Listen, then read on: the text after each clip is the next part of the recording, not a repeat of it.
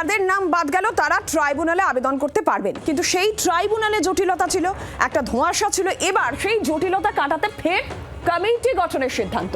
Senior বিচারপতিদের নিয়ে committee তৈরি করুন, হাইকোর্টের প্রধান বিচারপতিকে এমনটাই বলেছে সুপ্রিম কোর্ট। সেক্ষেত্রে অনলাইনের পাশাপাশি অফলাইনেও আবেদন।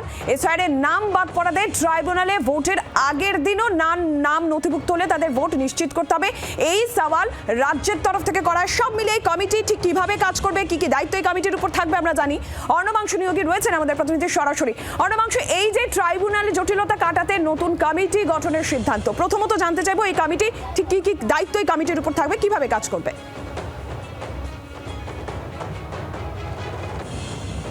নীলাঞ্জনা, সেটা হচ্ছে যে 27 লক্ষ ভোটারের অ্যাডজুডিকেশনের নাম বাদ গিয়েছে, তারা কিন্তু ট্রাইব্যুনালে আবেদন করবেন অনলাইন এবং অফলাইনের মাধ্যমে। কিন্তু বিষয়বস্তু হচ্ছে ট্রাইব্যুনাল তারা কীভাবে ফাংশন করবে, কীভাবে কাজ করবে, অর্থাৎ সেই রূপরেখা এখনও ট্রাইব্যুনালের হাতে নেই বা এসওপি তাদের হাতে নেই।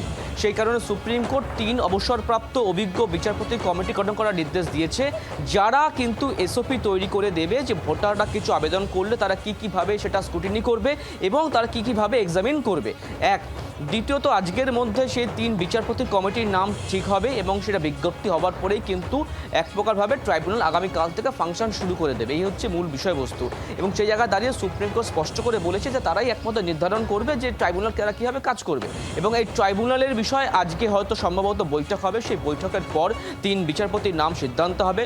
কলকাতা হাইকোর্টের প্রধান বিচারপতি সুজয় পাল তিনি 3 জন বিচারপতিকে শনাক্ত করবেন।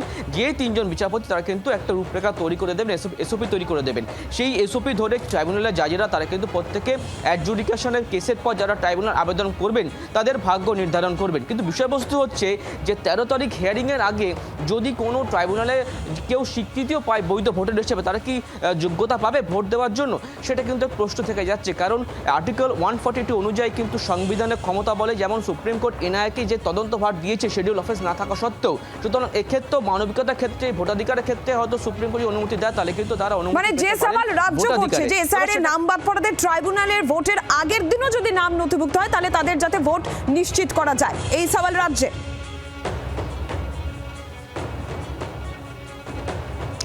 একদমই সেটাই তাদের চাইছে। তারা যেমন সংবিধানকে ব্যবহার করে 142 ধারা অনুযায়ী যেমন সুপ্রিম কোর্ট গতকালকে এনআইএকে শিডিউল অফিস না থাকা সত্ত্বেও তদন্তভার দিয়েছে, সেইভাবে যাতে মানুষের ভোটাধিকার থাকে, সেই কারণে যাদের নাম উঠবে শেষ দিন পর্যন্ত তাদেরকে ভোটাধিকার দেওয়া হোক, সেটা আবেদন তারা করবেন আবারও, এমনটা আমরা জানতে পারছি।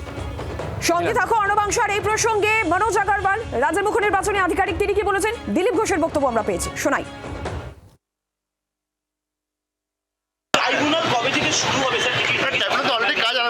কালকে একটা অর্ডার দিল, আজকে একটা হিয়ারিং হচ্ছে, কাজ আরাম করে দিচ্ছে।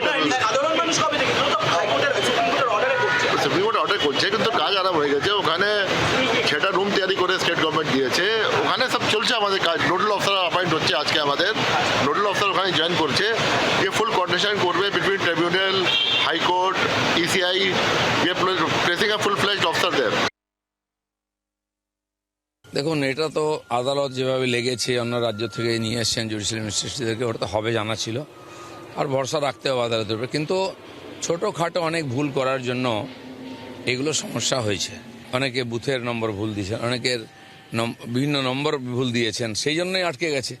তো সেগুলো দেওয়ার সময় ঠিক করে দেওয়া উচিত ছিল। যে পদ্ধতি বলেছেন আদালত, সেই পদ্ধতিতে যাওয়া উচিত।